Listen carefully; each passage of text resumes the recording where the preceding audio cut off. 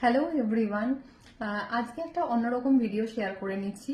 দেখবে অনেকেরই এটা রিলেট করতে পারবে যে শীতকাল আসার আগে থেকেই একটু স্কিন ড্রাই হয়ে যাওয়ার ব্যাপারটা থাকে। এটা অনেকেই বলো যে তাহলে কি করা যায়।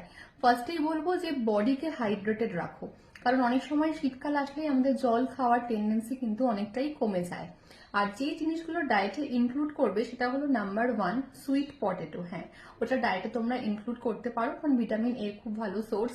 তার সাথে মিক্স সিডস যে কোনো, কারণ এগুলো ভিটামিন ই এবং সেলিনিয়ামের ভালো সোর্স। তার সাথে হেলদি ফ্যাটস যেরকম নাটস ডায়েটে ইনক্লুড করতে পারো। সাইট্রাস ফ্রুটস ভিটামিন সি এর যেরকম আমলকি বা লেবু, সেই জিনিসগুলোকে তোমরা ডায়েটের মধ্যে ইনক্লুড করো। সিজনাল ফ্রুট মানে ফ্রুটস অ্যান্ড ভেজিটেবলস গুলোকে ডায়েটের মধ্যে বেশি রাখো। পালং শাক, এবং তার পাশাপাশি বলবো টার্মারিক। টার্মারিকের একটা অ্যান্টি ইনফ্ল্যামেটরি অ্যাকশন থাকে, তো টার্মারিকটাও কিন্তু তোমরা ডায়েটের মধ্যে অবশ্যই ইনক্লুড করতে পারো। তো প্রপারলি ডায়েটের উপরে একটা ঠিকঠাক মতো ফুড যদি তোমরা ইনটেক করো, তাহলে কিন্তু এই ফুডগুলো অনেকটাই স্কিনটাকে ভালো রাখতে অবশ্যই হেল্প করে। এবং তার পাশাপাশি আরেকটা বলি যে টক দই।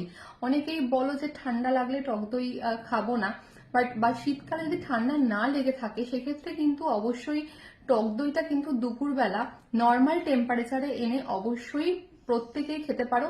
এবং শুধুমাত্র স্কিনের জন্য নয়, এটা কিন্তু গাট হেলথকে ভালো রাখতেও ভীষণভাবে উপকারী। সবাই এগুলো ট্রাই করে দেখো। Thank you.